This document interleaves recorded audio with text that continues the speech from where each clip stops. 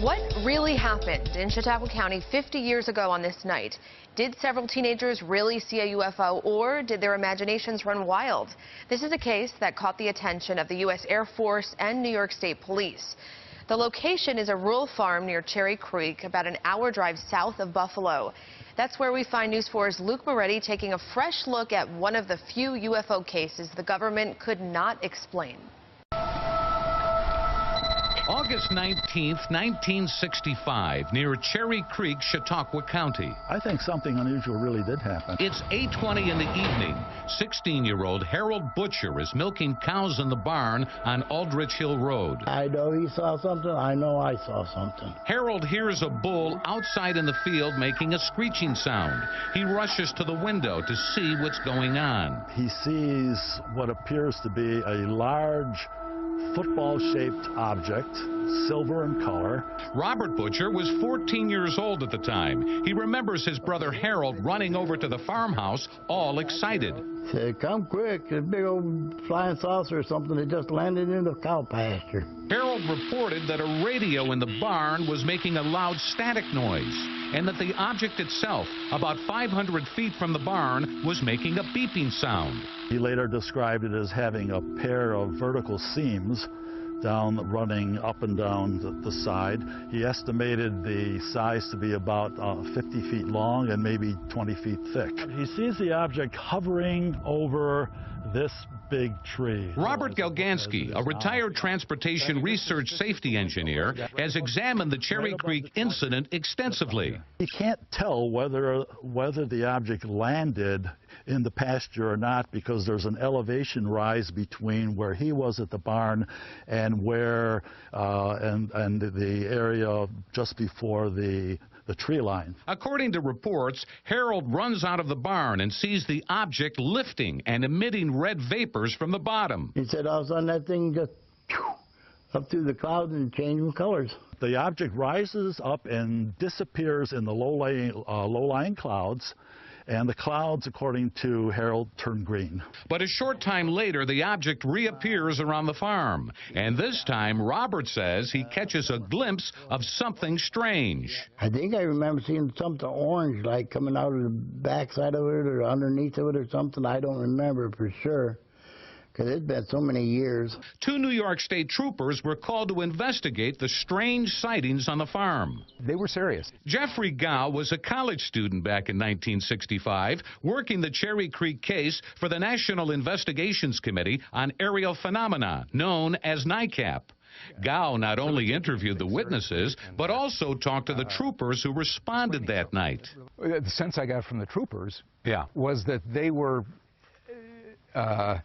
supporting that something had happened out there on the site. In Gow's original report from 1965, he notes that one of the troopers admitted that those reporting the sightings seemed convincing, too rustic to be able to create a hoax of this sort. When they said, when we got out there, these people really were excited. Something had really set them off, and they were it was difficult to calm them down. And it wasn't just the state police responding. An Air Force team from Western New York was dispatched the next day to investigate. In those days, the Air Force investigated UFO sightings under the Project Blue Book program. According to both teams, both the Air Force and the New York State troopers, these kids were not acting. They were genuinely scared. Harold Butcher, who's now deceased, appeared on the television show Sightings back in 1997.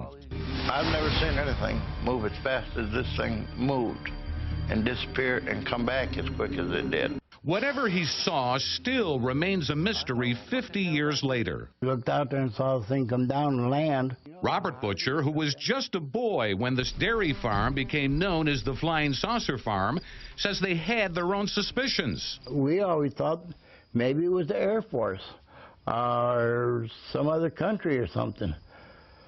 Didn't know what it was. Nobody could ever tell us what it was.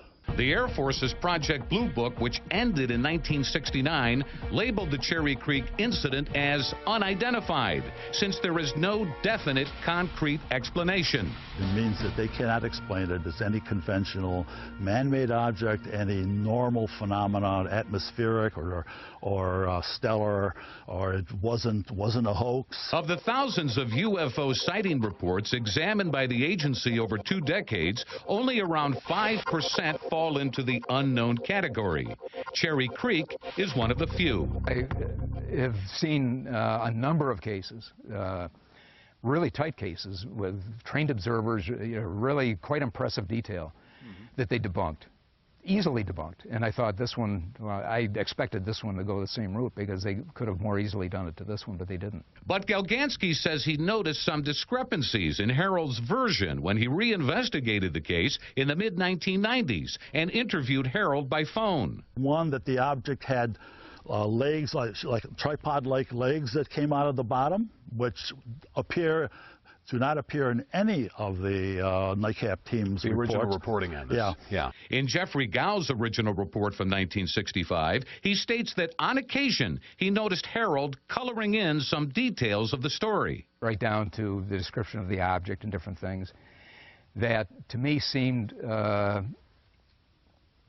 a little bit too much detailed. Over the course of 30 years, this is the fish story that gets better and better and better. He stuck to the story all these years. Yes, right? He did. Right. Is there any chance that you think he made it up? I don't think he did. I don't think he did. I know he saw something. I know I saw something. Galgansky says he was ready to write off the Cherry Creek incident as a clever hoax, but then he learned of other witness sightings before and after the August 19th incident. The Harold Butcher sighting is just part of the story. The next night, about 28 hours later, 2 state troopers are parked up on this hill behind me, overlooking the farm, when according to various reports, they see something very unusual. The location is Plank Road, about 1.5 miles from the farm where Harold Butcher reported seeing something the night before. They bring me out here. Jeffrey Gow says the troopers reported seeing a straight line, fixed position pattern of lights with a smaller red light in the front. And they said it was eerie. Gow's NICAP report from 1965 noted the following. It seemed all 8 lights were of the same object, about 2,000 to 3,000 feet above. It seemed to hold a straight north-south course. They said it was coming right at us, but it was coming really low. And they said it came right over us, and we looked up, and there were 7 orangish amber circles following the original small light. The object purred like a bag full of kittens, Gow noted in his report. So you've got 2 people who are trained observers, professionals, and also, unlike the Butchers perhaps, they don't want publicity. They don't want, among their peers and so forth, they don't want to be known as the troopers who are, behind the flying saucer, so to say. So I would expect them to be much more reticent to voice what they feel, but they seemed sincere. You can't prove anything, of course, but my sense was that they were sincere. That case is more impressive, more compelling than is the events here at the farm. The trooper sighting and other sighting reports before and after in the same area caused Galgansky to reconsider his initial thoughts about the Harold Butcher sighting. I think that the kids actually saw something. There was a stimulus. They absolutely saw something. Jeffrey Gow agrees. Something happened. I feel that something happened out there. What it could have been is any number of things. Robert Butcher, now 64 years old, knows some people will always be skeptical no matter what. It's their choice not to believe. All I know is what I saw, and I won't lie to you about it. I don't believe in lying, and even 50 years later, we still don't know what it was. The Air Force report on this case stated the following, quote, although the sequence of events are dubious, the sighting is carried as unidentified, unquote. And that's the way it remains.